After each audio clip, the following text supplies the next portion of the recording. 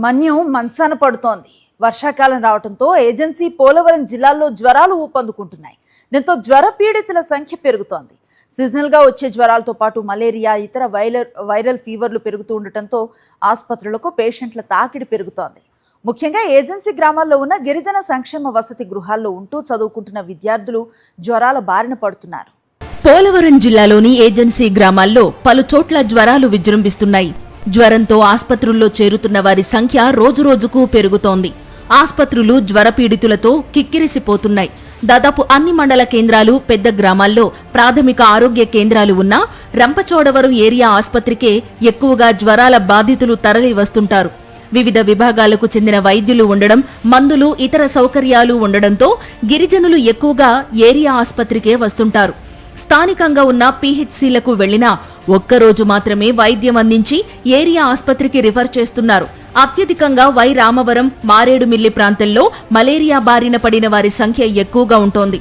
ఈ రెండు మండలాల్లో దాదాపు 20 గ్రామాల్లో జ్వరాల తీవ్రత ఎక్కువగా ఉన్నట్లు అంచనా వేస్తున్నారు. గత 5 నెలల్లో దాదాపు 620 కేసుల వరకు నమోదయ్యాయంటే జ్వర తీవ్రత ఏజెన్సీలో ఏ విధంగా ఉందో అర్థం చేసుకోవచ్చు. రెయినీ సీజన్ రాకముందే ఏజెన్సీ 12 మండలాల పరిధిలో వైద్య సిబ్బంది క్షేత్రస్థాయిలో మలేరియా కిట్లతో పరీక్షలు నిర్వహించాల్సి ఉంటుంది.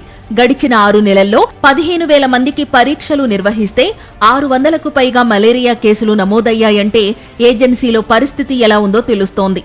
మరోవైపు టైఫాయిడ్ బారిన పడుతున్న వారి సంఖ్య కూడా పెరుగుతోంది.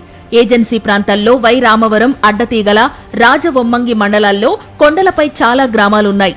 ఇప్పటికీ వైద్య సేవలకు దూరంగా మిగిలిపోయిన ఈ గ్రామాల్లో ఇప్పటికీ వైద్య సౌకర్యాలు ఏర్పాటు కాలేదు. గిరిజన సంక్షేమ ఆశ్రమ పాఠశాలలకు చెందిన విద్యార్థులు ఎక్కువగా జ్వరాల బారిన పడుతున్నారు.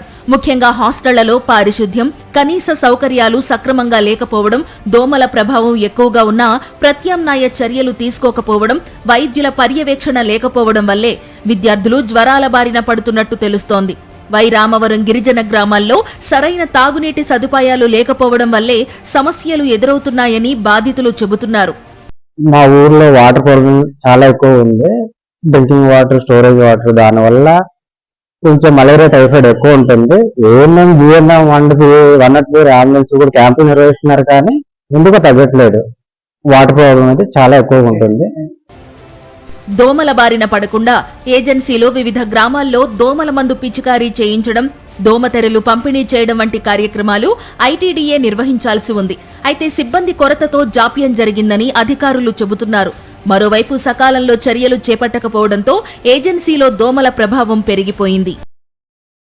మరిన్ని అప్డేట్స్ కోసం ఛానల్ను సబ్స్క్రైబ్ చేయండి. నోటిఫికేషన్స్ కోసం బెల్ ఐకాన్ పై క్లిక్ చేయండి.